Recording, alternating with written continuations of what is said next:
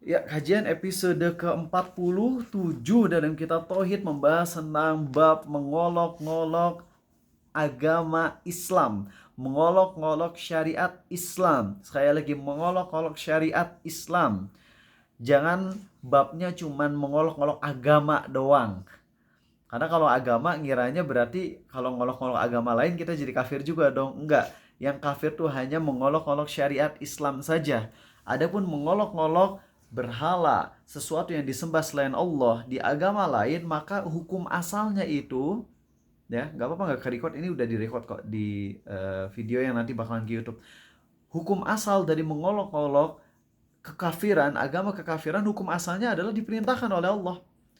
Namun, jika ada mudarat yang besar kalau kita melakukannya, seperti ketika kaum muslimin lagi lemah-lemahnya walaupun banyak jumlahnya, maka di situ kita jadi nggak boleh mengolok-olok agama lain. Alasannya bukan karena itu kekafiran, ya, tapi alasannya karena nanti kalau kita olok-olok agama lain, nanti agama lain ngolok-olok agama kita. Dan itu akan mudarat besar.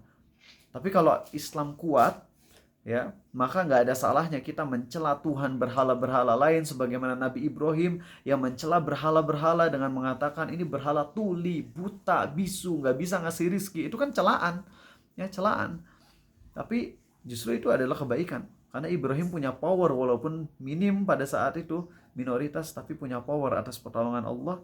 Dan itu adalah cara beliau berdakwah. Oke, kita itu maaf, itu spoiler sedikit dan kita masuk ke materinya insyaallah. Bismillahirrahmanirrahim. Wassalatu wassalam ala Rasulillah. Innal hamdalillah nahmaduhu wa nasta'inuhu wa nastaghfiruh. Sungguh segala puja dan puji hanya milik Allah. Kita puji Dia. Kita mohon pertolongan dan ampunannya. Wa na'udzu billahi min syururi anfusina wa min sayyiati a'malina. Kita mohon perlindungan kepada Allah dari keburukan diri kita dan keburukan amal perbuatan kita. May yahdihillahu fala mudhillalah. Barang siapa yang Allah beri hidayah, tak akan ada seorang pun yang bisa menyesatkan. Wa may yudlil fala hadiyalah. Dan barang siapa yang Allah sesatkan, tak akan ada seorang pun yang bisa memberi petunjuk. Asyhadu an la ilaha illallah. Aku bersaksi tiada Tuhan yang berhak disembah dengan benar kecuali Allah. Wa asyhadu anna Muhammadan abduhu wa rasuluh. Dan aku pun bersaksi bahwasanya Muhammad adalah hamba dan rasulnya. Amma ba'du. Allahumma sholli wa sallim ala Muhammad wa ala ali Muhammad. Ya teman-teman semua, kita masuk ke bab tentang mengolok-olok syariat Islam, ya, dan kita udah sering sebenarnya bahas dari dulu di sela-sela kajian Arizal, bahas ulang, tapi ini terus harus diulang-ulang karena kejadian mengolok-olok syariat ini selalu berulang. Ya. Kalian baca Al-Fatihah bosan gak 17 kali? Gak boleh bosan, ya. Walaupun kita kehusyuan hilang karena sering banget dibaca Al-Fatihah, tapi ya kalau bosan jenuh yang manusiawi mungkin, tapi kebosanan tersebut sampai membuat kita jadi nggak mau baca Al-Fatihah saat sholat, ya udah nggak sah sholat kita, bahaya. Oke, mari teman-teman, dan ingat ya bahwasanya peringatan atau mengulang materi itu adalah keberkahan. Dan kita lagi ngamalin surat Az-Zariyat, wa dzakir innama anta mudzakir. Itu surah Al-Ghasyiyah ya. Wa dzakir fa inna dzikra tanfa'ul mu'minin. Dan banyak lagi ayat-ayat lainnya. Wa dzakir, dan berilah peringatan. Menurut sebagian ulama yang dimaksud berilah peringatan, tafsir lainnya adalah ulanglah. Ulanglah peringatan, ulanglah pelajaran. Jadi kalau kita lagi mempelajari suatu bab yang kita ulang lagi, berarti kita lagi ngamalin salah satu firman Allah. Dan itu sebuah hal yang sangat-sangat agung, teman-teman. Kalian tahu kan kalau mempelajari satu ayat Allah, itu lebih baik dari apa? Dari satu unta merah. Nah, mau gak kalian pulang dari kajian ini dapat 200 juta? Mau, mending dapat 200 juta atau mending dapat ayat Quran dan dipelajari? Jujur aja 200 juta lah. Kan kalau dapat 200 juta bisa haji, berarti bisa ngamalin firman Allah juga dong. Kalian tuh harus jujur dong ya, jangan jangan gak jujur. Kalau Riza mau lah, cuman siapa yang ngasih gitu ya. Oke, baik teman-teman, kita sekarang akan masuk ke pembahasan tentang ini. Langsung aja kepada dalilnya ya. Jadi, dan Allah harus minta maaf karena di sini mungkin di kajian Arizal pada malam hari ini ada kalimat-kalimat yang mungkin agak vulgar, jorok, ya. Karena ini mau ngasih contoh yang dulu sempat viral, yang diviralkan oleh sebagian ustadz dulu. Jadi maaf kalau contoh ini agak vulgar dan nggak pantas. Emang nggak ada pantas-pantasnya kalau udah bercanda tentang syariat tuh. Tapi mau gimana lagi, wong ini udah terlanjur viral di mana-mana. Maka perlu AA untuk ulang sampaikan ini, walaupun mungkin untuk sekarang kayak nggak zaman gitu. Kok soalnya ini jokes terdahulu. Mungkin untuk zaman sekarang jokesnya udah nggak up to date lagi gitu ya. Tapi ini viral pada zamannya atau pada komunitas tertentu. Yang mana AA ingin ngumpulin contoh-contoh ini agar kalian terbentuk di otak kalian. Oh, ternyata contoh yang gini, contoh gini, contoh gini, contoh gini adalah termasuk bagian dari mengolok-olok syariat. Oke, baik teman-teman. Dan mungkin ada pembahasan, bukan mungkin ya, dalam hal ini nanti ada satu pembahasan yang emang ulama berbeda pendapat. Bahkan AA sendiri berbeda pendapat dengan penulis buku yang AA bahas, yaitu Ustadz Firanda hafizahullah. Tapi kita akan membahas secara ilmiah kok ya. Dan Ustadz Firanda pun ketika ngebahas ini beliau akui ada perbedaan pendapat ulama dalam hal ini. Oke, apa sih yang akan ada perbedaan pendapat? Nanti aja di tengah-tengah kajian kalian akan paham kok insyaallah. Ya. Teman-teman, kenapa seseorang tuh mempercandai sesuatu sih, Habibi? Biar terkenal. Biar terkenal. Atau ya mungkin. Oke. Kalau itu lebih ke pribadi dia ya, tapi kita ngebahas jokesnya. Kenapa seseorang ngejokes gitu? Biar dianggap asik. Biar dianggap asik apa lagi? Oke deh. Kenapa seseorang jokes tentang sesuatu? Nah, jadi pertanyaannya lebih rinci ya. Kenapa sih seseorang berani ngejokes tentang sesuatu? Ada apa dengan sesuatu tersebut sehingga dia jokesin? Fahri? Jadi perhatian. Oke. Karena lucu. Oke. Jawabannya belum ada yang sesuai dengan yang A inginkan. Seseorang ngejokes tentang sesuatu karena dia tidak mengagungkan sesuatu tersebut. Karena ketika seseorang mengagungkan suatu objek atau seseorang lainnya, gak mungkin dong dia berani ngejokes atas orang tersebut. Karena menganggap remeh. Karena gak mengagungkan. AA mungkin berani ngejokes tentang artis. Kalau artisnya nyuruh. Kalau nggak nyuruh, mikir berulang-ulang. Karena kalau ngejokes dan dianya sakit hati bisa masuk hukum ITE. Oke, ITE ya bisa masuk hukum ITE. Jadi akan mikir-mikir ulang. Tapi kalau misalnya si artisnya yang nyuruh, ya bebas ngerosting asal jangan marah ya. Oke, siap. Tapi misalnya presiden gitu. Berani gak kalian ngejokes tentang presiden? Gak akan berani, kecuali kalau presidennya nyuruh. Itu pun ya harus mikir-mikir lagi gitu ya. Karena di belakang presiden ada berapa kelompok manusia. Kebayang ada presiden, walaupun kita disuruh ngejokes, tapi di kanan kirinya ada ajudannya, ada bodyguardnya, ada partai-partai pendukungnya. Kita mikir berulang-ulang gitu mau ngejokes. Ujung-ujungnya pasti garing jokesnya gitu ya. Karena saking takutnya kita untuk ngejoksin presiden, ngerosting presiden. Jadi jokes itu dilakukan karena kita nggak mengagungkan objek yang kita jokesin itu. Itu simple sih sebenarnya. Maka sesuatu keluar jokes tentang sesuatu itu pasti karena tidak mengagungkan. Lain cerita kalau nggak bermaksud ngejokes tapi emang hal itunya lucu. Itu lain cerita. Ya, kita lagi ngebahas tentang Nabi Muhammad SAW, di mana beliau ngejokes yang ringan. Saking sahabat Nabi SAW itu bukan stand up komedian, dan Nabi pun bukan stand up komedian kan, SAW yang mulia. Tapi ketika beliau ngejokes yang simple, kita ketawa. Dan ketawanya tuh bukan karena jokes bapak-bapak yang emang maksain ketawa kitanya gitu ya. Bukan kayak jokes Teguh Wisnu itu loh, yang beliau sering keluar jokesnya yang emang garing banget. Tapi gak apa-apa ya, soalnya Teguh Wisnu emang sengaja ngejokes yang garing biar kita ketawa terpaksa gitu ya. Nah, jadi teman-teman, jokesnya Nabi SAW itu jokes yang ringan, gak dibuat-buat, tapi bikin kita senyum-senyum. Ya. Nah, itu kan jokes yang bukan ilmiah, jokes yang emang natural gitu. Adapun jokes yang dibuat-buat dan di sana ada unsur tidak mengagungkan, tidak respect, maka ini masuk ke dalam bab istihza biddin. Ya, sekali lagi ulang ya. Jadi kalau dalam syariat kita ada sesuatu yang memang nyenengin atau lucu secara naluri, itu nggak apa-apa.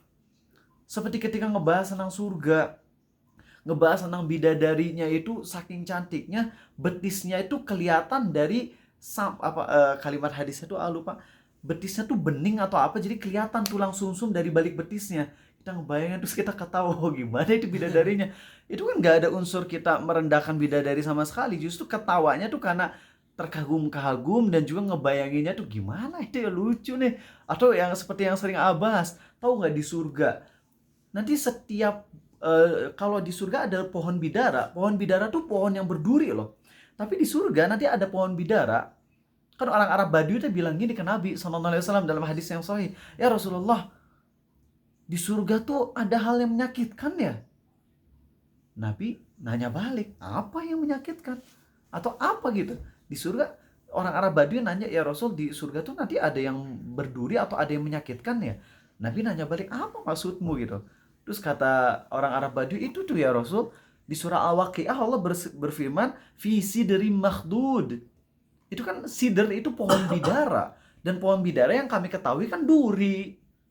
Akhirnya Nabi SAW menjelaskan, oh itu di pohon bidara tersebut setiap durinya oleh Allah dirubah menjadi satu buah. Bayangin, setiap durinya Allah rubah menjadi satu buah, yang mana di buah tersebut kalau dibuka itu buahnya terdapat 72 makanan. Yang antara satu makanan dengan makanannya itu berbeda satu sama lain. Terus kita ngebayangin gimana ya nanti ngebuka duren isinya bakso, bakpia gitu ya, mie ayam, lontong dan sebagainya. Terus kita ngebayangin terus ketawa-ketawa sendiri. Itu bukan ngejoksin, bukan merendahkan kan? Itu sifatnya naluri gitu. Ya kan Nabi gak ngasih tahu di dalam buahnya isinya apa. Terus kita ngebayangin aja dengan bayangan manusiawi kita, ya Allah kalau aku buka durian nanti isinya ada donat madu itu ya, donat susu dan sebagainya, ada green tea. Terus kita ketawa-ketawa sendiri. Ya itu nggak apa-apa. Itu sesuatu yang lucunya natural. Tidak ada unsur merendahkan. Nggak apa-apa kalau kayak gitu. Ya. Jadi mudah-mudahan kalian paham ya. Jadi jokes yang kekafiran itu adalah jokes yang di dalamnya ada unsur apa? Perendahan. Ataupun jokes atau sesuatu yang sifatnya memang lucu secara alami di dalam syariat kita, ya, maka ini tidak termasuk ke dalam kekafiran. Contoh lagi aja ya, hadis di mana Nabi SAW menceritakan penghuni yang masuk surga terakhir, penghuni neraka yang masuk surga terakhir. Jadi orang Islam yang paling terakhir masuk surga setelah dibebek dulu di neraka, dihancurin habis-habisan di neraka. Bismillah. Itu kan di menjelang ending hadisnya, itu si orang muslim yang mau masuk surga ini sampai nanya ke Allah, ya Allah, engkau candaan sama aku ya? Engkau ngejek-ngejek aku ya Allah? Sampai Allah ketawa tuh di situ. Dan ketika Nabi SAW menyampaikan hadis Allah ketawa, Nabi pun ketawa SAW. Dan ketika Abdullah bin Mas'ud menyampaikan hadis ini, beliau pun ikut ketawa. Kenapa? Abdullah bin Mas'ud ketawa karena mencontoh Nabi SAW yang ketawa. Dan Nabi SAW ketawa karena Allah ketawa di dalam hadis ini. Ini kan naluri gitu. Lucu yang sifatnya naluri alami, gak apa-apa. Tapi kalau lucu-lucuan yang di dalamnya ada unsur perendahan, ini kafir. Paham ya? Perlu ingetin baik-baik. Karena bagian sini kadang-kadang kita kurang peka. Sesuatu yang lucu di dalam agama kita yang sifatnya emang lucu secara alami, natural, tidak ada unsur perendahan, ini bukan termasuk istizabiddin, ini bukan termasuk ngolok-ngolok agama. Tapi kalau lucu yang dibuat-buat, yang di dalamnya ada unsur perendahan, inilah istizabiddin dan ini kafir. Paham ini ya? Poin ini sengaja dibuat poin nomor satunya agak lama biar masuk ke otak kalian. Soalnya takut kalau udah berhubungan tentang Islam terus kita ketawa-ketawa, oh berarti saya murtad, oh saya murtad. Ini nantinya jadi was-was berlebihan nih. Oke, baik. Yuk kita sekarang bahas tentang dalil-dalilnya ya teman-teman. Ingat ya, candaan di bandara aja kalau kita candaan tentang bom gitu, langsung di penjara loh kita loh. Kalau kita ngomong bom udah di penjara. Ada jemaah haji atau jemaah umroh yang itu ibu-ibu, emak-emak itu. Ya lagi ditanya, Bu ini isinya apa? Ya masa sih bom? Di penjara itu si ibunya. Padahal kan tinggal jawab aja. Isinya pakaian, oleh-oleh dan sebagainya. Tapi si emak-emak ini ngomong, ya masa sih bom? sambil ketawa-ketawa di penjara itu ibunya. Travelnya jadi bermasalah. Itu ibu ini zolim. Bukan cuman buat dirinya sendiri, tapi buat travelnya, dan buat tamu-tamu yang lain jadi terhambat gara-gara satu ibu-ibu ini. Hati-hati sama candaan. Apalagi candaan yang sifatnya membahayakan orang lain. Candaan yang sifatnya di dalamnya ada unsur perendahan, ya, unsur gak respect. Di situ kekafiran kalau udah kaitannya dengan Islam. Surah At-Taubah ayat 65, ayat 66. Ya, surah ke-9 ayat 65 dan 66. Ini adalah ayat yang sangat menyeramkan banget teman-teman. Ya, bahkan ingat Mishari Rashid Al-Fasi yang ngebaca 23 tahunan yang lalu, itu nadanya wow banget ketika ngebahas ayat ini.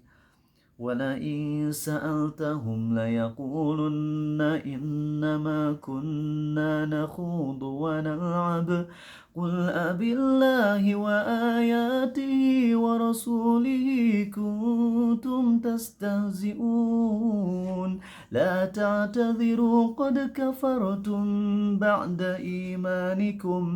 Dia ngehayatin banget ayat-ayat ini karena emang ayatnya serem teman-teman. Ayat ini serem sekaligus sedih juga, mengharukan juga. Kenapa bisa mengharukan? Kita bahas yuk. Baik asbabun nuzul ayat ini atau sesuatu yang terjadi yang berkisaran tentang ayat ini. Jadi teman-teman, yuk kita ngebahas asbabun nuzulnya. Apa sih kejadian yang menjadi latar belakang turunnya ayat ini? Setelah tentunya ketetapan Allah ya. Allah emang berkehendak menurunkan ayat ini, tapi kejadian apa sih yang ada di sekitar ketika ayat ini diturunkan? Yakni tentang perang Tabuk. Perang Tabuk ini adalah perang yang sangat dahsyat dari sisi persiapannya. Nabi SAW ngumpulin sekitar 30.000 prajurit di musim super panas, paceklik, yang mana itu minim persiapan, minim harta benda untuk dibawa perang. Dan dari Madinah ke Tabuk itu jaraknya kayak Bandung Surabaya. Kurang lebih. Bandung Surabaya berapa sih? 600. Kayak Bandung Yogyakarta. 500-600 km. Jalan teman-teman dari Madinah ke Tabuk. 30.000. Dan dulu tentunya di jalan raya, di tengah jalan gak bisa ada makanan atau beli kayak kita ketika kita mau pergi kemana-mana. Sekarang tinggal mampir ke Alfa Indo kan. Dulu gak ada. Nah, pulang dari perang Tabuk teman-teman, atau saat perjalanan di Tabuk, lupa antara pas pergi atau pulang, yang jelas ada 3 orang, 3 manusia yang lagi duduk-duduk istirahat. Siapa namanya 3 orang ini? Yang pertama namanya Wadi'ah. Yang kedua namanya Akhsyam. Akhsyam itu ada siapa ya? Lupa siapa, ada yang tahu nggak namanya? Satu lagi. Tar. Yang pertama Wadi'ah, dan yang kedua Makhsy ya. Yang pertama Wadi'ah, yang kedua Makhsy, yang ketiga tidak disebut namanya. Tidak disebut namanya. Ingat berapa orang? 3. Ingat baik-baik ya, 3 orang. Wadi'ah stand up, lalu ngejokes. Apa jokesnya isinya? Pakai bahasa yang lebih mudah aja ya. Itu orang-orang itu, maksudnya para sahabat Nabi SAW dan tentunya nabinya SAW, itu mereka tuh doyan makan, perutnya gembul ya. Doyan makan, perutnya gembul, kalau ngomong tuh suka bohong, ngibul, dan kalau lagi perang tuh suka pengecut. Dan Wadi'ah ini ketika ngomong itu beneran itu cuman dalam rangka jokes. Tapi jokesnya ada unsur perendahannya nggak tadi? Jelas lah. Gendut. Siapa di sini kalau disebut gendut nggak marah? Luar biasa, udah kebal kalian berarti. Atau emang kalian gak gendut gitu. Tapi kalau rata-rata orang yang gendut kalau dibilang gendut marah gitu. Kecuali mereka yang emang mentalnya udah kayak baja gitu ya, dibilang gendut udah biasa aja. Emang kok aku seneng kok, yang penting happy katanya gitu ya. Tapi rata-rata kalau orang dibilang gendut itu body shaming dan itu marah. Gitu. Disebutlah para sahabat Nabi SAW dan beliau dengan sebutan gendut, tukang baca Quran, gendut, pengecut, ya, hobi makan, tukang ngibul, tukang bohong. Nah, 3 orang ini siapa tadi? 1 Wadi'ah, 2 Makhsy, 3 nggak disebut namanya. Itu ngobrol, 1 berdiri, yang 2 ngedengerin. Kebetulan ada seorang sahabat namanya Al-Aufa kalau nggak salah, Aufa kalau nggak salah, itu ngedenger nggak sengaja. Dan ketika ngedenger itu, Aufa marah. Kalian pendusta, aku akan laporkan kamu ke Nabi SAW. Lapor nih, Aufa lapor ke Nabi SAW. Dan si Wadi'ah yang tadi ngejokes tadi, wah ngejar juga, ngejar. Pas nyampe ke Nabi Muhammad SAW, sebelum Aufa menyampaikan info tadi, berita tadi, ternyata Allah sudah menurunkan ayatnya yang tadi A bacakan ya. Dan jikalau kalian bertanya kepada mereka, niscaya mereka akan berkata, jadi kalau kalian bertanya kepada mereka, kenapa ngejokes tentang syariat? Mereka akan menjawab, innaman nakhudu wa nal'ab. Kami cuman canda. Ngolok-ngolok ini tuh nyindir-nyindir gini sifatnya cuman candaan kok, cuma bermain-main saja. Dan Allah langsung bantah di ayat selanjutnya, Qul, katakanlah wahai Muhammad, abillahi wa ayati wa rasulihi kuntum tastahzi'un. Apakah kamu mau bercanda tentang Allah, Rasulnya, ayat-ayatnya dan Rasulnya? Kalian kok berani-beraninya ngejokes tentang Allah, ayat-ayatnya dan Rasulnya kalian jadikan bahan candaan. La ta'tadhiru, gak usah minta maaf kalian, kata Allah. Qad kafartum ba'da imanikum, kalian ini telah kafir setelah kalian beriman. Itu Wadi'ah sampai megang tali untanya Nabi SAW sambil keseret-seret, kakinya kebentur-bentur sama batu, kebentur. Tapi Nabi Muhammad SAW aja tetap fokus jalan aja sama unta beliau tanpa ngelirik ke Wadi'ah dan gak dimaafin itu. Beliau cuman ngebaca ayat yang tadi Allah turunkan. Ulang lagi ya, kronologisnya ngerti kalian tadi ya? Pulang dari perang Tabuk, pokoknya dalam peperangan Tabuk gitu ya, entah pulangnya atau perginya. Yang jelas perang Tabuk gak jadi ya, karena pas nyampe sana musuhnya malah ciut, kabur tuh si Heraklik kabur. Nah ketika Nabi SAW lagi ada di tempat peristirahatan ya, itu 3 orang, 2 duduk, 1 berdiri ngejokes, lalu ada sahabat yang ngedenger, lapor, ternyata dikejar oleh yang ngejokes tadi. Dan jawaban dari Allahnya simple. Dari Nabi SAW simple jawabannya, karena Allah cuma nyuruh kayak gitu. Yaitu katakan pada mereka, kalian candaan tentang Allah, ayat-ayatnya dan Rasulnya dijadiin candaan.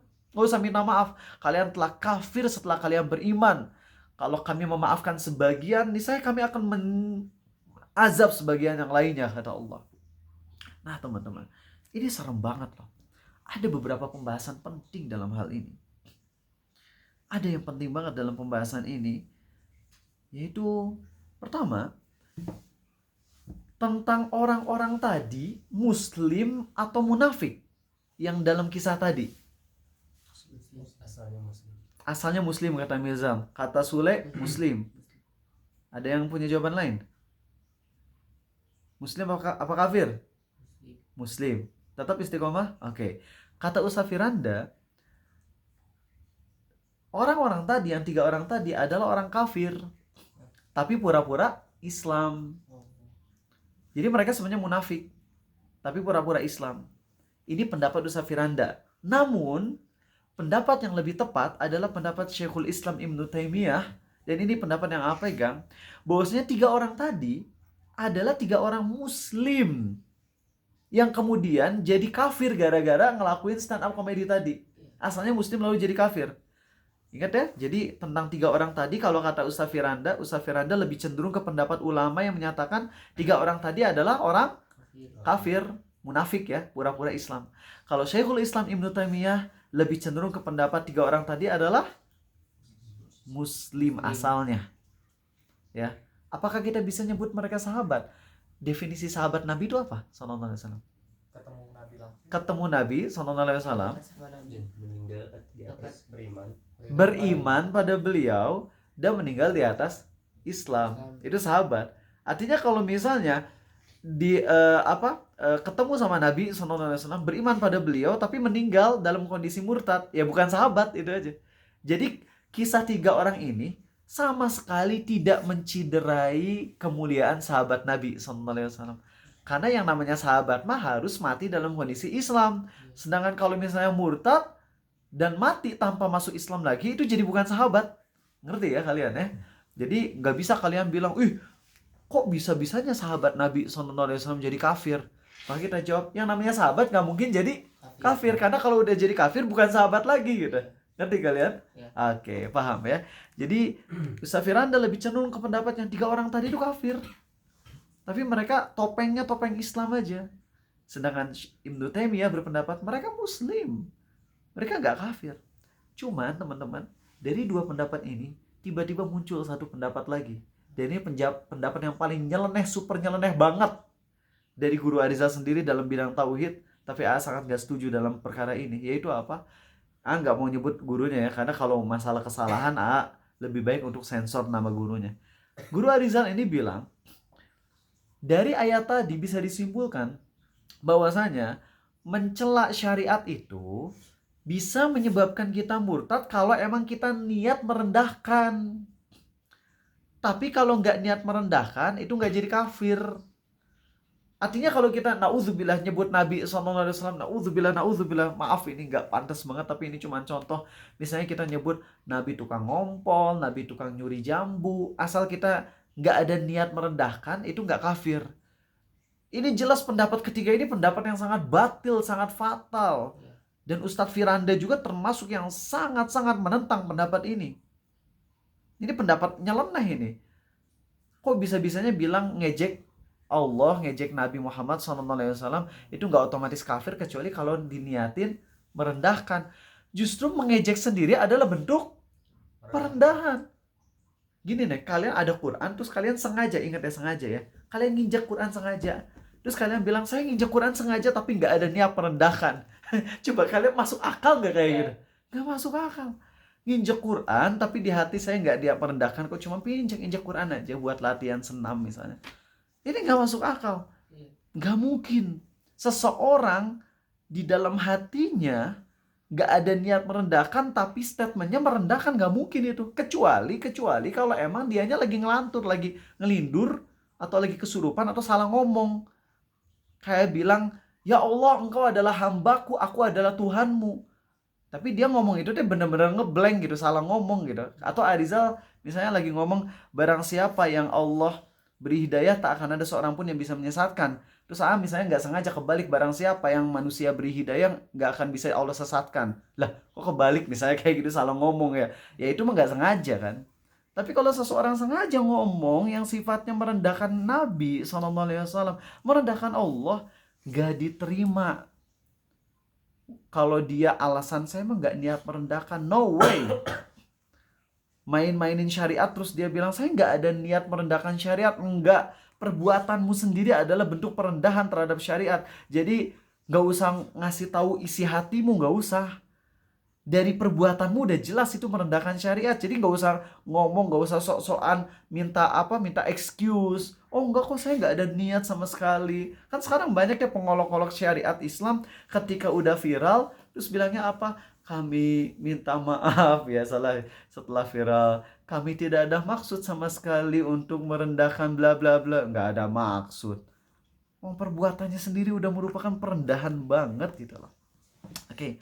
Khawatir ini kalau terlalu lama ngejelasin gini nanti malah nggak masuk materi. Kita lanjut ya. Semoga di catatan resume kalian bagus dan gak terlalu bertele-tele ya. Tapi sekali lagi harus menekankan yang lebih ditekanin lagi, karena kalau yang tahun lalu gak sedetail ini dalam pembahasan yang awal-awalnya ini loh. Oke teman-teman. Nah, saya lagi mau nanya tentang 3 orang tadi, Muslim apa kafir? Ulama berbeda pendapat ya. Ustaz Firanda berpendapat 3 orang tadi adalah kafir. Kemudian setelah kafir tapi pura-pura Islam, mereka baru jadi kafir yang totalitas. Tapi pendapat yang sebagian ulama mengatakan kalau mereka awalnya Muslim lalu mereka jadi murtad. Apa alasannya? Ibnu Taimiyah beliau mengatakan gini, sebagian orang beranggapan bahwasanya 3 orang tadi itu adalah orang kafir. Ya. Sebagian orang mengira kalau yang 3 orang tadi adalah orang kafir tapi bertopeng Islam. Lalu kemudian setelah itu mereka melakukan jokes tentang Nabi SAW, barulah mereka menjadi kafir yang totalitas gitu. Namun kalau dari redaksi ayat ini kurang tepat. Pendapat tadi kurang tepat gitu ya kalau melihat dari redaksi ayat Qur'annya. Karena Allah berfirman, kalian telah kafir setelah kalian beriman. Adapun orang-orang yang dia di lisan bilang saya Islam, tapi hatinya kafir, hakikatnya dia Islam apa kafir? Kafir. Kalau emang 3 orang tadi adalah dari awal tuh orang kafir, harusnya Allah turunkan ayatnya gini. Kalian telah kafir terang-terangan setelah sebelumnya kalian kafir sembunyi-sembunyi. Gitu ya. Harusnya kan gitu ayatnya ya. Sungguh kalian ini telah kafir terang-terangan setelah sebelumnya kalian tuh kafir sembunyi-sembunyi tapi pura-pura Islam, harusnya kan gitu. Tapi Allah berfirman, simple. Kalian telah kafir setelah kalian beriman. Berarti Allah akui kalau mereka beriman sebelumnya. Allah akui kalau mereka dulunya Islam. Tapi jokes tadi membuat mereka murtad dari Islam gitu. Sekedar ngomong Nabi tuh gendut, banyak makan, pengecut, apa tadi pembohong gitu. Tapi cuma main-main ngomong kayak gitu ya. Dan itu udah divonis kafir sama Allah. Padahal dulunya beriman. Inilah alasan kenapa lebih cenderung ke pendapat Syekhul Islam Ibnu Taimiyah ini tanpa merendahkan pendapat Ustaz Firanda. Tapi intinya mau itu beriman atau kafir, tapi udah ulama sepakat perbuatan yang mereka lakukan adalah perbuatan kafir, udah beres gitu ya. Jadi kita nggak usah terlalu panjang ngebahas tentang status 3 orang ini gitu lah. Yang jelas mereka kafir dan perbuatan itu mengkafirkan siapapun yang melakukannya. Seram ini teman-teman. Nah, jadi mudah-mudahan kalian udah paham ya di tadi. Ini pelajaran penting ya, pelajaran penting. Bahwasanya yang tadi ngejokes cuma satu, namanya siapa? Wadiah doang. Tapi Makhsy dan 1 orang lagi tetap Allah vonis sebagai murtad juga. Allah vonis yang ngedengerinya kafir juga. Dan ini jadi pelajaran. Kalau A'arizal misalnya ngolok-ngolok Islam, misalnya na'udzubillah, kalian ngedengerin di sini dan kalian ikut ketawa, semuanya murtad dari Islam. Penting, ini berdasarkan ayat ini. Kalian nonton stand up comedy yang di dalamnya ada unsur perendahan, pengejekan terhadap Islam, kita nonton dan kita ikut ketawa dan kita ridho, kita semua murtad. Ingat baik-baik itu. Ingat baik-baik. Semua yang duduk ikut ketawa dan ridho kafir semua. Yang gak kafir tuh kalau apa? Kita ngedenger langsung kita berdiri kabur keluar. Itu kita gak kafir. Atau yang paling bagus seperti sahabat tadi SAW, yang kebetulan ngedenger habis itu apa? Ngedebat langsung. Kalau berani-beraninya kayak gitu ngomong, ini gak lucu tau. Tapi kalau kita tetap duduk ketawa-ketawa, gak ada pengingkaran sama sekali, tetap duduk di situ, kita murtad juga. Tetap murtad. Bahaya ini. Dan kejadian ngejokes yang sifatnya merendahkan Islam itu udah banyak. Nggak tahu siapa sih itu hostnya, yang dulu ada seorang musisi yang berjenggot gondrong gitu ya. Musisi ini lagi ngomong tentang Nabi Muhammad SAW.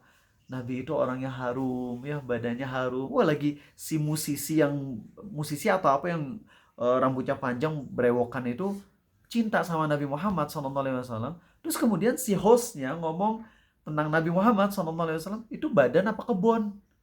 Ngomong kayak gitu. Nabi Muhammad SAW yang badannya harum kemudian dicandain itu badan atau kebon. Terus audiens ketawa semuanya. Itu semua kafir. Ingat baik-baik, ini gak main-main. Dari 10 pembatal keislaman, itu sebagian dari 10 pembatal keislaman itu masih bisa diberi uzur. Bahkan kalau kalian ngebaca postingan Ustadz Doni Arif Wibowo, Abul Jauza di Facebook, beliau ngasih uzur kepada beberapa pembatal keislaman. Tapi dalam masalah mengolok-olok syariat, beliau katakan ini gak ada uzur.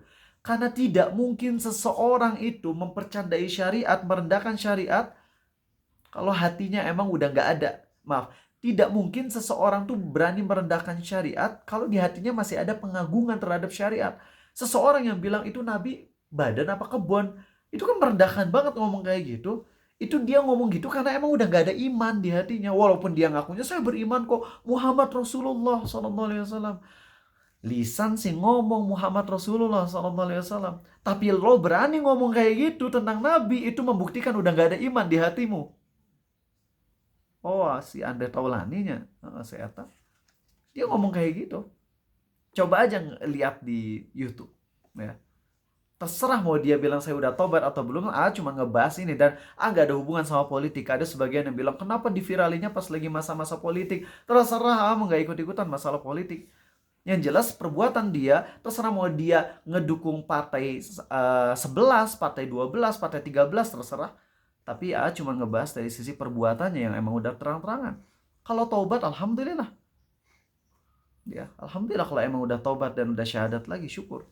Tapi kalau kita ngebahas dari sisi pembahasan itunya, ya jelas itu sebuah kekafiran. Oke teman-teman. Nah, udah paham ini teman-teman ya? Hati-hati. Bukan cuma yang ngejokes, tapi yang ngedengerin ikut kafir semuanya. Serem. Makanya hati-hati kalau udah ngejokes tentang agama tuh, serem. Arizal asli dah sering ngejokes. Tapi jokesnya bukan merendahkan syariat. Sering ngejokes kalau lagi ceramah gitu, lagi tablik akbar. Jokesnya yang sifatnya itu emang natural gitu. Seperti contoh aja ya, lagi ngebaca ayat Quran gitu. Lihat di sini nggak ada satupun unsur perendahan syariat. Kalau lagi tablik akbar bilang gini, coba ibu bapak cek ini surat apa? Wasabiquna sabiqun. Surat apa? Itu jemaatnya pada melongo aja. Surat Al-Quran. Bener kan surat Al-Quran gitu ya? Ya nggak ada yang salah, surat Al-Quran itu kan nggak ada merendahkannya. Ya yang lebih tepatnya apa, surat Al-Waqiah gitu. Cuman bilangnya surat Al-Quran, nggak ada salahnya ngomong kayak gitu. Ya. Dan nggak dibuat-buat kayak gitu, biasa aja gitu lah. Ya. Nah teman-teman, mari kita ngeliat. Ya. Jadi hati-hati ya teman-teman ya untuk perbuatan-perbuatan ini. Kalau misalnya ada beberapa poin yang harus jadi catatan ya. Bagaimana kalau sifatnya ada orang yang bercanda dan kita tuh bingung ini termasuk bagian dari syariat atau enggak. Kalau kayak gitu enggak kafir. Kalau kita ragu ini bagian dari syariat atau enggak karena samar-samar, kalau itu enggak kafir. Sebagai contoh aja teman-teman, si Bintang Emon ngasih jokes. Tahu Bintang Emon kan? Stand up komedian yang paling terkenal se-Indonesia yang suka bercandaan tentang politik. Itu ngasih jokes kayak gini ya. Itu orang-orang yang bodoh, orang-orang yang tolol gitu, ngejek-ngejek orang-orang yang emang suka perbuatannya tuh bener-bener sangat buruk gitu lah. Ya kayak nggak tanggung jawab sama ini dan itu. Itu Bintang Emon ngomong kayak gini. Itu mereka orang-orang yang kayak begini tuh, mereka tuh diciptainnya dari apa sih? Kayaknya mereka diciptain dari tanah yang udah diinjak-injak sama tai kotok, cina katanya kayak gitu. Nah, dari sisi ini itu ada unsur perendahan terhadap syariatnya, yaitu kita tahu semua manusia diciptain oleh siapa? Allah. Dengan tanah kan ya. Cuman nggak ada penjelasan tanahnya tanah yang kayak gimana. Ya tanah yang di Quran ada, cuman penjelasan secara global. Adapun tanah, kalau orang pintar tanahnya yang udah dicuci dulu, kalau orang bodoh tanahnya yang udah dicampur sama tai kotok. Ini kan nggak ada penjelasannya. Nah sehingga candaan itu masih samar-samar. Ya. Atau gini, dia diciptakan dari tanah sengketa misalnya, kayak gitu kan sering ya yang jokes kayak gitu ya. Nah ini kan jokesnya samar-samar. Di satu sisi emang itu jokes, tapi kita ngedengar itu nggak ada unsur kita ngejek-ngejek Allahnya gitu. Kita lebih fokus ke ngejek-ngejek orangnya gitu ya. Kamu tuh tanah jenis apa sih gitu ya. Tanah jenis apa yang bikin kamu jadi kayak begini gitu lah. Nah jadi kalau candaan yang sifatnya samar-samar kayak gini ya nggak jadi kafir. Tapi kalau candaan yang sifatnya udah jelas, seperti si Bintang Emon yang ngomong setelah ngebahas politik, di ujung-ujungnya si Bintang Emon ngomong kayak gini, Zeus tolong aku. Tahu Zeus siapa? Siapa? Dewa listrik kan? Iya gak sih? Iya. Zeus dewa listrik kan? Zeus tolong aku. Itu udah candaan yang sifatnya jelas kekafiran. Dewa petir. Dewa petir itu jelas. Zeus tolong aku. Kecuali kalau emang ada temennya namanya Zeus. Tapi siapa orang yang namain anaknya Zeus gitu? Orang ono gitu ya. Gitu ya. Karena dia ngomong kayak gitu, Zeus tolong aku. Itu candaan, iya. Candaannya ada unsur kekafirannya jelas. Itu kafir udah. Tanpa diragukan lagi ngomong kayak gitu. Walaupun candaan. Makanya hati-hati kalau candaan tadi. Nggak tahu ya. Yang suka stand up komedian tuh yang emang kadang ngejokes. Dia emang berbau Islam. Maksudnya bukan berbau apa. Berpenampilan Islami ya. Itu tuh ada si Zawin kalau nggak salah ya. Atau kalau ada yang dari timur, yang orang Papua, orang Irian. Pokoknya orang Indonesia Timur tuh ada. Namanya si Abdul gitu ya kalau nggak salah ya. Itu yang tahu si Abdul Rashad ya, yang tahu Dia suka ngejokes, kadang jokesnya juga porno gitu. Kadang-kadang ngebawa-bawa tentang Islam, tapi sejauh yang A tonton selama ini, sejauh yang A tonton ya, A nggak tahu mungkin ada yang lain. Sejauh yang A tonton, mereka kalau ngejokes nggak ada unsur perendahan terhadap syariatnya, ya. Ngasih tahu tentang kisah-kisah ada ustadz yang lagi ngasih nasihat, tapi ngasih nasihat tentang terkait riba. Itu jangan kira lagi nasihat kalian, lagi nasihatin kalian, bisa jadi ustadz lagi nasihatin dirinya sendiri. Si ustadznya emang jatuh ke riba juga ya. Jadi jokesnya yang natural gitu. Sejauh yang A ngelihat nggak ada unsur perendahan terhadap syariat. Mungkin di episode lain ada, nggak tahu, Arisa nggak tahu. Tapi yang A tonton sih nggak ada. Artinya A cuma ngasih tahu itu stand up komedian yang tingkat Hokage di Indonesia gitu, yang tingkat yang sangat super banyak followernya, mereka bisa bikin jokes yang lucu, yang memang ada bawa-bawa tentang Islamnya, tapi bukan yang ada unsur perendahan terhadap syariatnya. Tetap fresh candaannya, bisa toh bikin candaan kayak gitu. Jadi jangan bikin candaan yang dengan pembahasan Islam tapi yang isinya ada perendahan. Yuk sekarang ngasih contoh nih, Ustadz, sebut aja namanya. Karena Ustadz sendiri yang ngomong ya. Ini si Ustadznya sendiri yang menamain dirinya dengan Ustadz Tai. Ya. Ustadznya sendiri yang ngomong ya. Jadi bukan ngejek beliau. Tapi beliaunya sendiri yang ngomong Ustadz Tai namanya. Nama lain dari Tai apa? Silahkan kalian tahu. Si Ustadz ini ngomong kayak gini. Dalam Islam doa tuh ada 3 jenis. Yang pertama doa dengan mengangkat kepala. Yang kedua doa dengan mengangkat tangan. Yang ketiga doa dengan mengangkat anu. Astagfirullah. Doa sambil ngangkat anu. Maksudnya doa ketika menjelang berhubungan badan dengan istri. Ya atulah ngomong kayak gitu. Ya Allah, itu ngerendahin banget. Doa sambil angkat anu cina katanya. Allahu Akbar. Itu apa-apaan. Sangat vulgar, dikatakan di masjid lagi. Ya Allah. Tega banget ngomong kayak gitu. Itu lisanku nggak dijaga gitu loh, ngomong tentang syariat. Nggak malu apa? Apa ngedengernya aja jijik gitu lah. Kalau ngomong tentang kemaluan di depan umum di masjid itu aja udah menjijikan. Apalagi tentang bawa-bawa tentang doa. Di dalam Islam, doa itu ngangkat kemaluan. Gak salah emang kalau dia menamakan dirinya dengan Ustadz Tai. Sekali lagi, ini bukan Arizala ngejek loh. Itu Ustadznya sendiri yang emang menamai dirinya dengan Ustadz Tai. Na'udzubillah. Ya. Hati-hati, karena bisa jadi menamakan diri sendiri itu bisa jadi doa. Dan akhirnya yang keluar emang yang dari mulutnya ya yang kotor-kotor. Na'udzubillah, menjijikan sekali. Ya. Terus lagi ada ustadz yang ketika lagi ceramah, dan udah sering ngasih tahu, sampai ketika ngelihat videonya sampai marah-marah lagi makan seblak di depan Darut Tauhid, pas lagi nge-scroll TikTok ternyata muncul postingan si ustadz ini sambil makan seblak sambil bikin postingan untuk mengcounter ustadz tersebut. Si ustadz tersebut lagi ngisi ceramah kalau nggak salah di Masjid Istiqlal. Dan kalau nggak salah ya, dan si ustadz ini ngomong kayak gini ke jemaahnya, ibu-ibu, bapak-bapak, sedekah, sedekah, sedekah. Kalau sedekah Allah pasti akan kasih 10 kali lipat gantinya. Sedekah motor diganti mobil, sedekah 10 juta diganti 100 juta. Yakin? Kalau nggak yakin, kafir. Wow, awalnya hebat tuh. Nggak yakin sama janji Allah, kafir loh. Kalau nggak yakin sama janji Allah, oke. Itu kita masih bisa terima statement itu. Ya kan bener ya, kalau kita ragu sama janji Allah kita kafir kan? Iya. Kafir kita. Oke. Tapi kemudian dia lanjut gini dalam videonya. Ibu bapak kalau miskin doa ke Allah. Doa aja, nggak usah ragu. Kalau misalnya doa tuh kayak gini bu. Kalau minta ke orang tuh harus pakai adab. Tapi kalau minta ke Allah nggak usah pakai adab. Kalau doa ke Allah tuh gini aja, bilang, ya Allah, gue punya anak 7 tapi kok miskin. Masa aku punya anak 7 tapi tetap engkau jadikan aku miskin? Kok nggak becus jadi Tuhan ya Allah? Itu kafir ngomong kayak gitu teman-teman. Mau nanya niatnya apa? Udah jelas statementnya statement kafir. Statement kekafiran itu. Tanpa diragukan lagi. Ya. Dan emang nggak salah kalau misalnya netizen ngejokes ngerendahin si ustadz ini abis-abisan. Kemudian dibikin parodi. Uangnya dari mana? Dan sebagainya.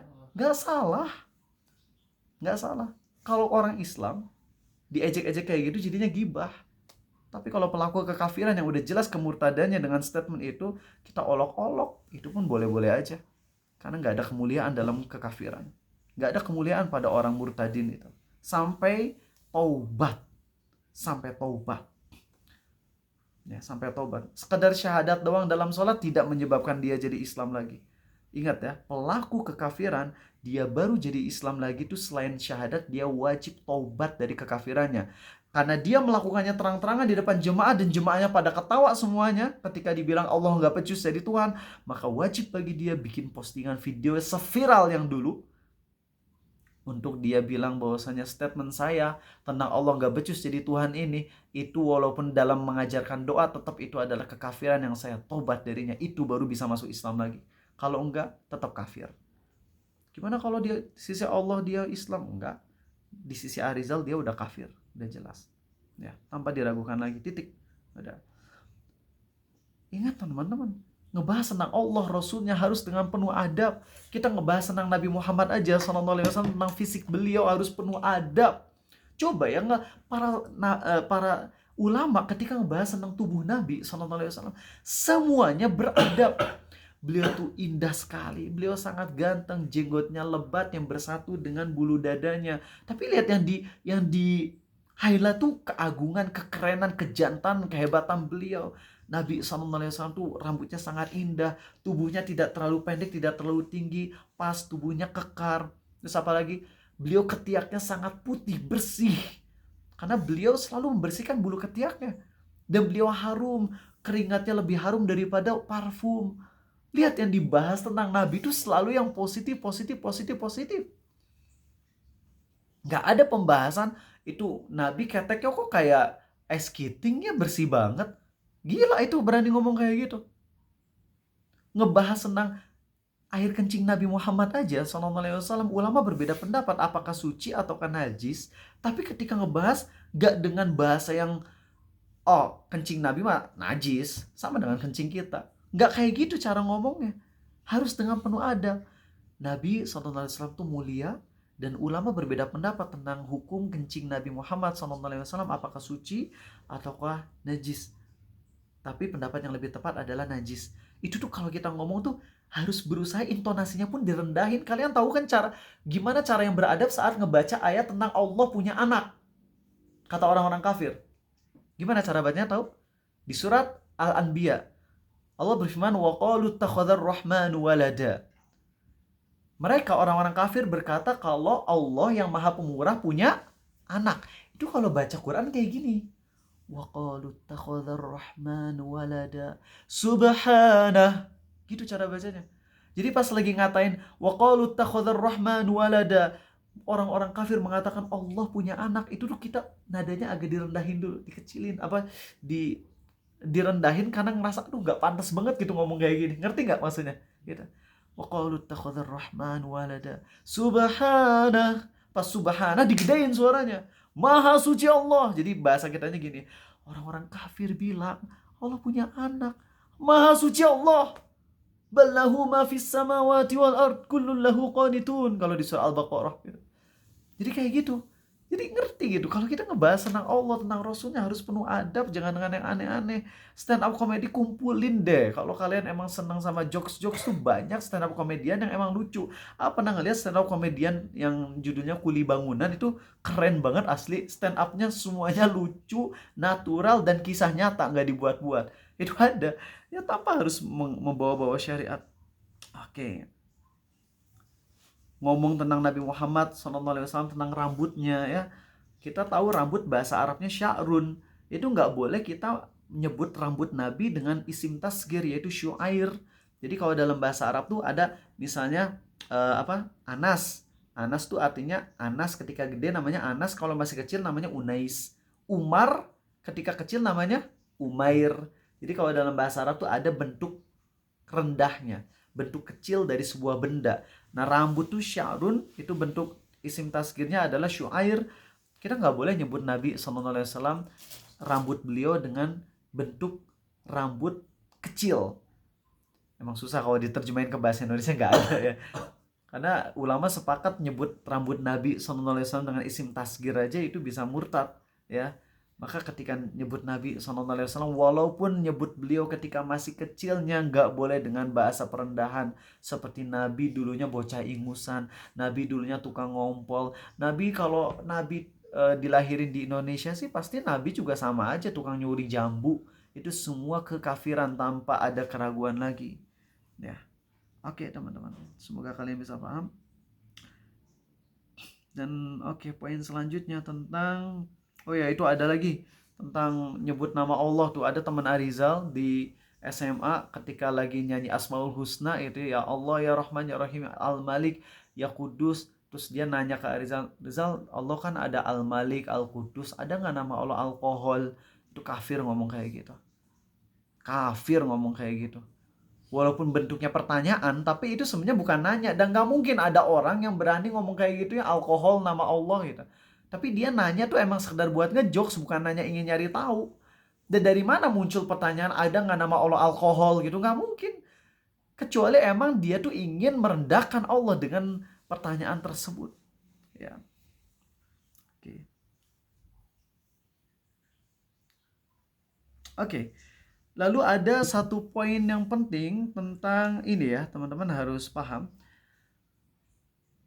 Ada rincian tentang mengejek syariat dan juga ngejek personal. Ini kalian harus paham. Ya, ini agak rumit antara ngejek syariat dengan ngejek personal. Contoh, jenggot termasuk sunnah Nabi SAW tentang syariat beliau ya. Kalau kita ngejek syariat jenggot, murtad dari Islam kita. Tapi kalau kita ngejek personal seseorang yang berjenggot, ih kamu jenggotan jelek. Tapi kita nggak ada niat untuk ngejek syariat jenggotnya, tapi lebih ngejek orangnya gitu. Kamu nggak pantas jenggotan nih, jelek gitu. Maka itu dosa besar tapi nggak kafir. Ngejek syariat kerudung, seperti ngapain sih Allah nyuruh-nyuruh pakai kerudung? Panas banget, ketinggalan zaman gitu ya kan, ada bahasa gitu ya, kerudung tuh syariat yang ketinggalan zaman ya. Ini jelas kekafiran tanpa ada perbedaan pendapat ulama. Tapi kalau ada orang, misalnya ada cewek pakai kerudung yang super ketat, terus pakai cadar yang super ketat, jadinya benar-benar kayak ninja gitu ya. Terus saya bilang kerudungnya kayak ninja, itu ada dosa besar karena ngejek personalnya ya. Tapi kecuali kalau yang dimaksud ngejek tuh kekeliruan dia dalam menggunakan jilbabnya, kalau itu lain cerita. Jadi kalau kita ngejek benar-benar orangnya, bukan syariatnya, itu dosa besar. Tapi kalau ngejek syariatnya, kita murtad. Contoh lainnya, siwak. Ada orang yang nggak suka sama siwak. Ini siwak nggak enak, pakai siwak ginian nanti banyak serat-serat kayunya gitu ke gigi, nggak enak. Aku mah nggak suka sama siwak. Itu dia nggak kafir. Tapi kalau dia bilang, ngapain sih Allah nyuruh-nyuruh pakai siwak, apa sih sunah-sunah siwak, sambil dilihatin, apa sunah siwak, lalu dimasukin ke duburnya sebagaimana yang dilakukan oleh orang zaman dulu. Jadi dia ngeliat apa sunah-sunah siwak, terus dia masukin ke duburnya, itu kekafiran karena dia mengejek syariat siwaknya. Jadi tolong bedakan ya, kalau ada orang yang ngejek syariat dengan ada orang yang ngejek orang lain yang lagi mengamalkan syariat tersebut. Kalau yang diejek adalah syariatnya, itu kafir. Kalau yang diejek adalah personalnya, maka tidak kafir tapi tetap dosa besar. Oke. Terus yang poin selanjutnya, teman-teman, bagaimana tentang orang yang lagi sholat lalu main-mainin sholat? Lagi sholat lalu main-mainin sholat. Kekafiran orang yang lagi sholat lalu main-mainin sholat, ngobrol lagi sholat, dorong kayak gini, tendang kanan, tendang kiri, ngobrol. Kekafiran mereka itu dari beberapa sisi. Satu, mengira atau menganggap sholat sambil ngobrol tuh boleh adalah kekafiran, kata para ulama. Kenapa? Karena masalah ngobrol dalam sholat adalah perkara yang diharamkan oleh seluruh ulama sepakat, dan ini termasuk al-ma'lum minaddin bid-darurah. Ini termasuk perkara yang sangat-sangat penting, pondasi yang wajib diketahui oleh semua orang, kecuali bagi mereka yang baru masuk Islam atau mereka yang tinggal di pelosokan sehingga tidak ada ilmu Islam yang banyak di kampung tersebut. Adapun kita di Indonesia, kita tinggal di pelosokan nggak?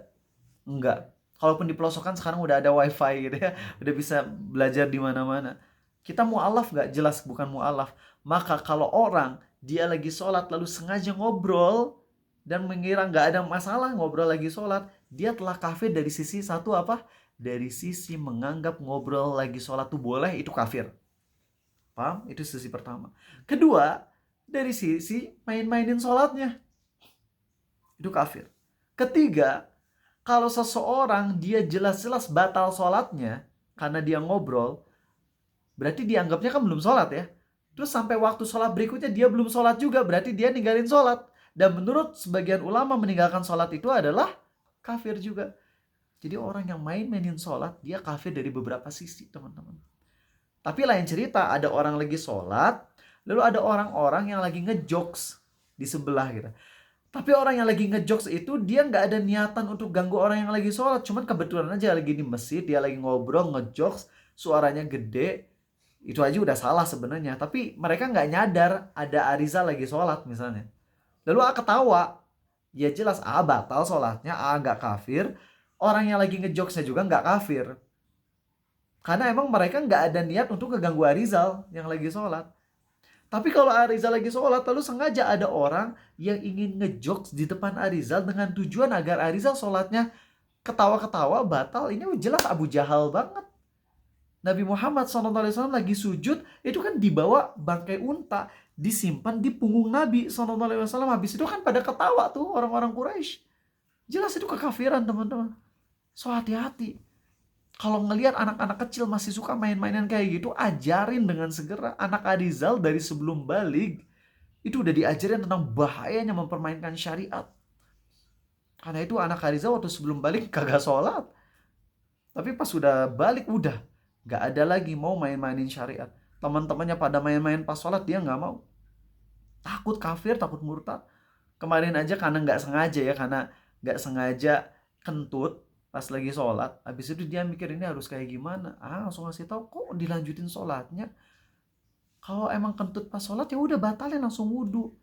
Akhirnya dia langsung nangis gitu, langsung taubat gitu. Anak Khadijah baru balik usia 10 tahun, udah balik, nangis tapi dia istighfar ya, karena udah salah.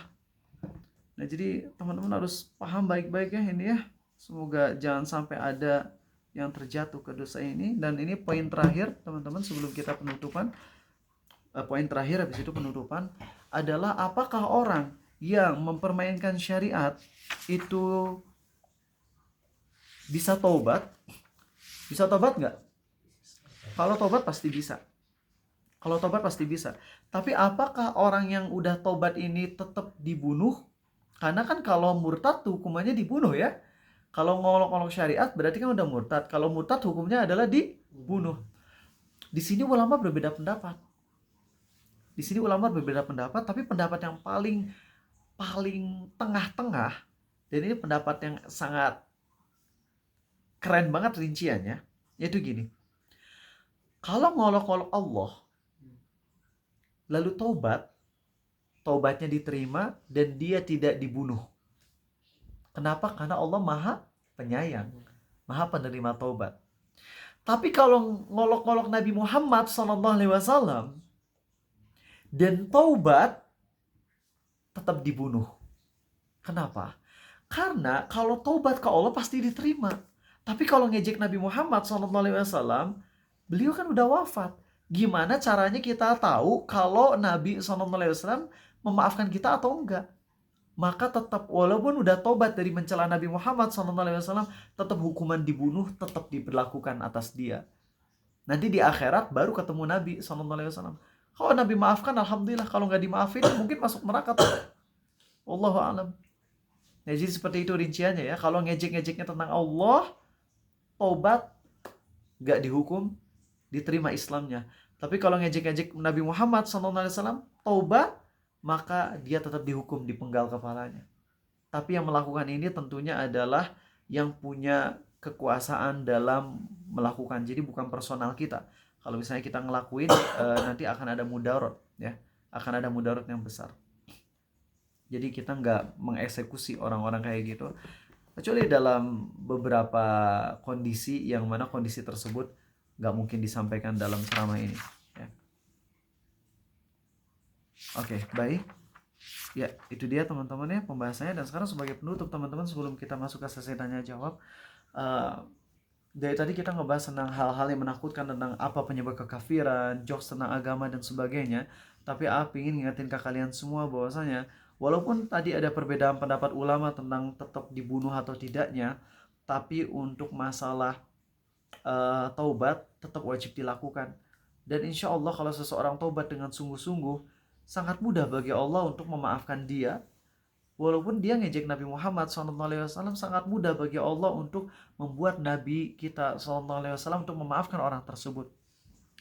Ya, dan ini diantara hal yang sangat bisa jadi pelajaran buat kita untuk kita tadaburi adalah, tadi masih ingat 3 orang munafik tadi siapa aja? 1 Wadi'ah, 2 Makhsy, 3 nggak tahu ya namanya ya. Nah teman-teman, yang tadi minta maaf ke Nabi Muhammad SAW itu namanya adalah Wadi'ah. Sedangkan Makhsy, tahu nggak yang dilakukan oleh Makhsy apa? Ketika sahabat Al-Aufa tadi mau lapor ke Nabi Muhammad SAW, itu Makhsy langsung deg-degannya minta ampun. Dan beliau ngomong apa? Demi Allah, aku dicambuk terus-menerus tanpa henti. Lebih aku sukai daripada Allah menurunkan ayat tentang kita untuk menyampaikan bahwasanya kita ini kafir. Lihat statement dari Makhsy. Demi Allah, andai aku dicambuk ratusan kali terus-menerus tanpa henti, itu lebih aku sukai daripada Allah turunkan ayatnya yang menerangkan tentang kekafiran kita. Dan ternyata ketika Wadi'ah datang ke Nabi Muhammad SAW, benar turun ayat yang menjelaskan kekafiran mereka bertiga. Di situ teman-teman, Makhsy langsung gemeteran, takut banget, taubat sungguh-sungguh kepada Allah. Kemudian Makhsy berkata, ya Allah, ampuni dosa-dosaku, aku taubat kepadamu, aku beriman kepadamu ya Allah. Aku mohon padamu ya Allah, matikan aku dalam kondisi syahid, dan jangan biarkan ada seorang pun yang mengenali diriku ya Allah. Jangan biarkan ada seorang pun yang mengenali mayatku ya Allah. Matikan aku dalam kondisi syahid. Dan setelah doa itu teman-teman, apa yang terjadi? Makhsy tetap hidup sampai zaman Abu Bakar As-Siddiq, sampai ngelawan Musailamah Al-Kadzab, nabi palsu. Dan Makhsy ikut berperang. Beliau mengganti namanya menjadi Abdurrahman. Kemudian Abdurrahman ini alias Makhsy berperang melawan Musailamah Al-Kadzab dan mati syahid insya Allah. Dan gak ada satupun yang mengenali tentara ini alias Makhsy kecuali 1 orang tabi'in yang itu kenal dari kelingkingnya. Tadi Makhsy berdoa pada Allah, ya Allah ampuni aku, insya Allah diampuni. Terima taubatku, insya Allah diampuni. Matikan aku syahid, insya Allah dikabulin ya. Tapi permintaan yang terakhir tadi apa? Jangan biarkan ada seorang pun yang mengenali diriku. Dikabulin gak oleh Allah? Gak dikabulin. Kenapa? Karena ternyata ada yang kenal ya. Kenapa Allah gak kabulin? Hikmahnya biar kita tahu kisah ini. Biar kita tahu kisah ini. Coba kalau Makhsy beneran gak ada yang tahu, ya udah gak ada kisah ini kan, jadi ya gak ada kisah ini kan. Karena kita nggak tahu apakah benar dikabulin atau enggak, apakah dia mati atau enggak dan sebagainya. Tapi ternyata dia benar itu teman-teman, mati. Tapi doa yang terakhir yaitu jangan biarkan ada yang mengenaliku, tapi ternyata tetap dikenal, agar itu jadi hikmah buat kita. Bahwasanya kekafiran apapun tetap bisa taubat kalau kita sungguh-sungguh gitu lah. Maka semoga jadi pelajaran buat kita, hati-hati ya. Jangan sampai kita terjatuh ke dosa istihza biddin, mengolok-olok syariat, karena fatal banget. Itu aja dari Arizal. Kita masuk ke sesi tanya jawab. Mungkin kita agak panjang 7 menitannya, jadi 10 lebih 5 kita beresnya.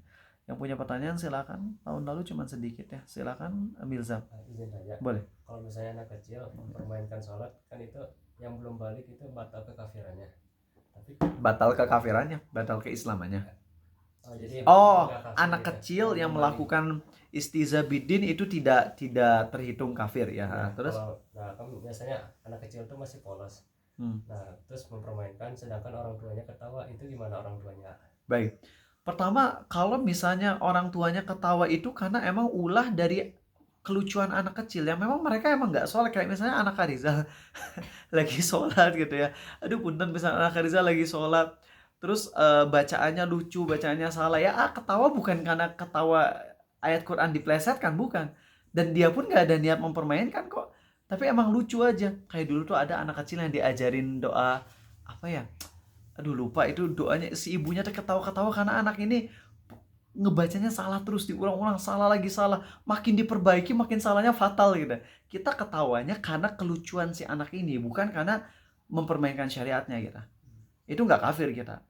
Tapi kalau dia udah mulai kondisinya udah tamyiz, di situ harus mulai dinasihatin. Kalau Hasan Hussein kan naik ke punggung Nabi SAW tuh pas usianya baru 3 tahunan gitu. 3 tahun 4 tahun pas beliau lagi sholat, 3 tahun 4 tahun kecil, masih kecil banget ya. Dan itu kejadiannya jarang banget loh, jarang.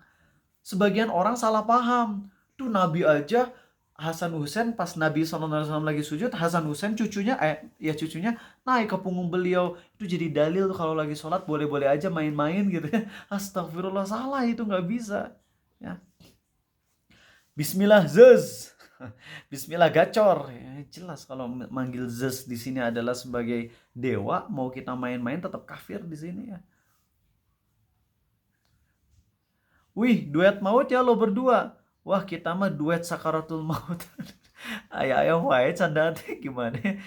Sakaratul maut, kalau sakaratul maut teh itu gimana? Sakaratul maut itu tentang kondisi seseorang, iya. Tapi itu apakah bagian dari syariat? Wallahu alam. Ngelihatnya sakaratul maut bukan bagian dari syariat, dari istilah syariat ya. Walaupun emang di Islam ada, di Quran ada ya, wajaat sakratul maut bil haqq. Tapi ketika ngucapin sakratul maut itu kan istilahnya umum gitu loh. Bukan ada tendensi kepada perendahan terhadap syariat ya. Ya, kenapa? Izin bertanya. Boleh. Kan waktu itu saya pernah lihat konten ya. Jadi karena zaman sekarang tuh banyak perempuan yang hijabnya tuh banyak kebuka gitu. Jadi ada satu konten kreator laki-laki, dia tuh bikin kayak sarkas gitu, kayak hijab, tapi hijab cuman gini doang, cuman buat nutup rambut doang gitu. Terus dia bilang karena dia niatnya sarkas ya, dia bilang hijab mah cuma buat nutup rambut doang, nggak wajib gini mah gitu. Itu termasuk istilah gitu. Nah, kalau misalnya dia itu dalam rangka sarkas dan emang orang-orang semua paham gitu, itu nggak apa-apa, gitu. Itu nggak apa-apa. Allah menyampaikan kayak gini ya, fa'budu ma syi'tum min dunih. Allah sendiri yang berfirman, silakan sembah berhala-berhala yang kalian mau sembah, silakan.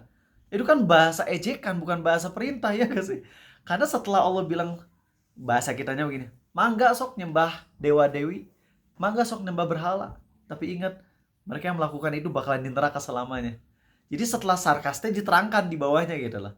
Ngerti ya? Nah kalau misalnya dia cuma sarkas doang, tapi tanpa dijelasin lagi dan orang-orang jadi salah paham, itu bahaya.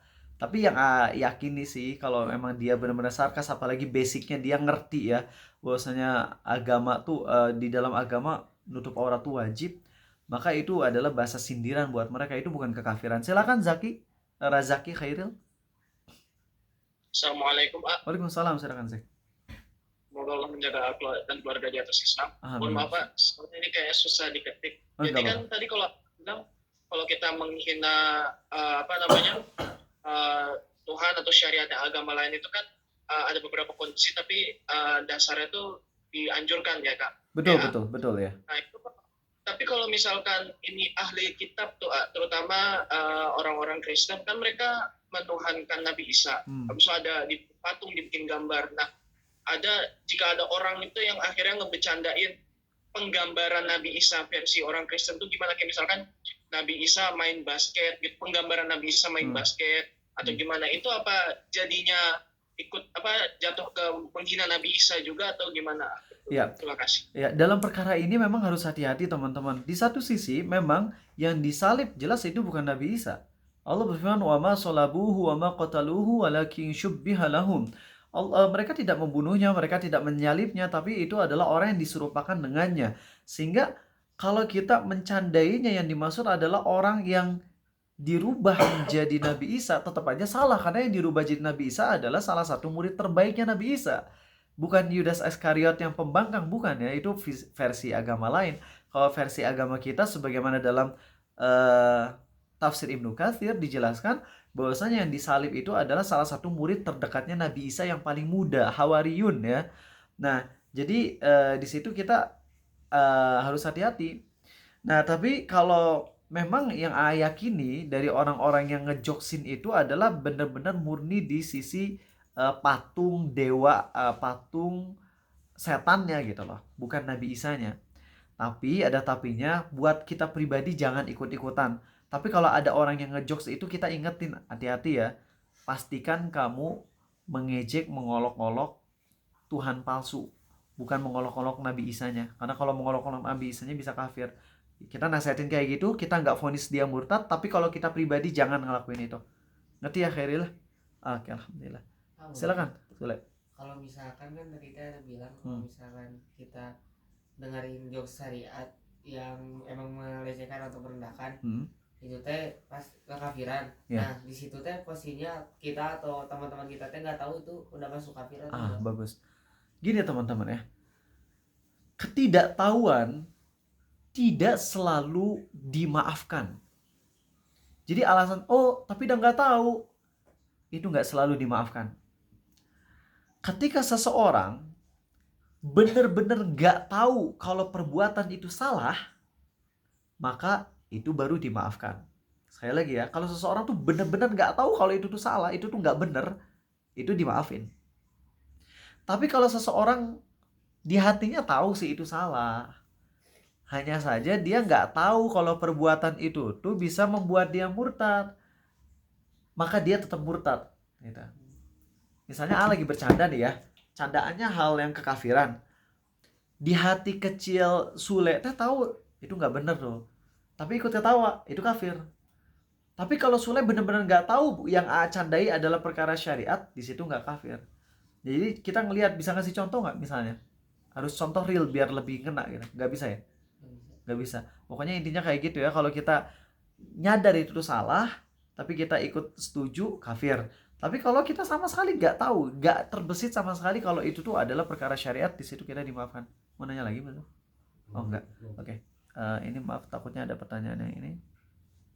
Oke. Ini pertanyaan tentang nikah.